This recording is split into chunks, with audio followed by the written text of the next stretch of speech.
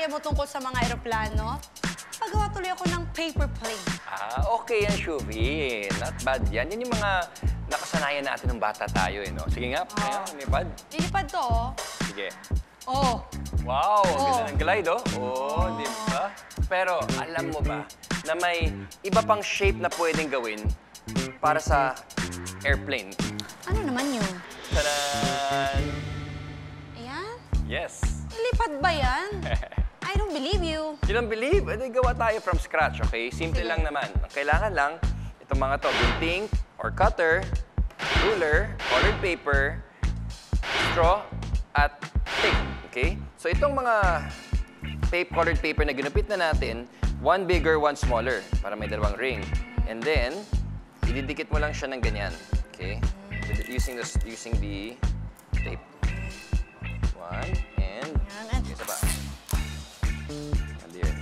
Ayun, nadali mo. Okay, now, tingnan natin kung gagana ito. Ano, maniniwala ka ba na kaya nitong lumipad? Totoo bang lilipad yan kahit na wala namang pakpak?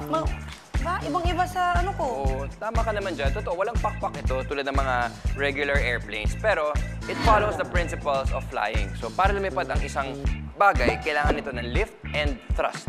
Ano yung lift? Opposite ba yan ng right? Ikaw, bata ka. Lift Funny ka, right. funny ka. Pwede man yun, lift Pwede, right. pwede Mga man. Bisaya dyan, di ba? Lift right. Hindi ito yung lift, right? Ito ay lift, L-I-F-T, okay? O yung force o puwersa na nagpapaangat sa eroplano, okay? Pag yung hangin dumadaan sa mga pakpak ng eroplano, umaangat ito, okay? At nagkakaroon ng lift. Pero dito sa ginagawa natin, okay, yung hangin ay dadaan dito sa rings at siya ang nagpapaangat sa eroplano natin. Pero ano naman yung thrust? Ano yun? Tiwala ka lang nalilipad, tapos lilipad talaga siya? Pwede naman ganun, di ba? Funny ka, no? Sige, sige. Trust, iba ito. Hindi ito yung trust o tiwala ang sinasabi niya. Okay, yung trust ay may letter H after the T, trust. Ito yung puwersa na nagpapaabante sa eroplano. Kadalasan, ang nabibigay ng thrust ay ang mga makina o kaya mga engine. Saan yung makina? Wala naman yung makina. Hindi, in this case, yung thrust ay yung parang yung mga kamay natin. Kasi pag tinulak natin ng ganyan yan yung nagbibigay ng force, okay, para umandar siya at mabante. Alright, ano? Gusto mo subukan? Oo, gusto ko Try mo. matry itong ginawa Sige, natin. try mo. Huwag ka mong lilipad to? Sige. Yeah, ito.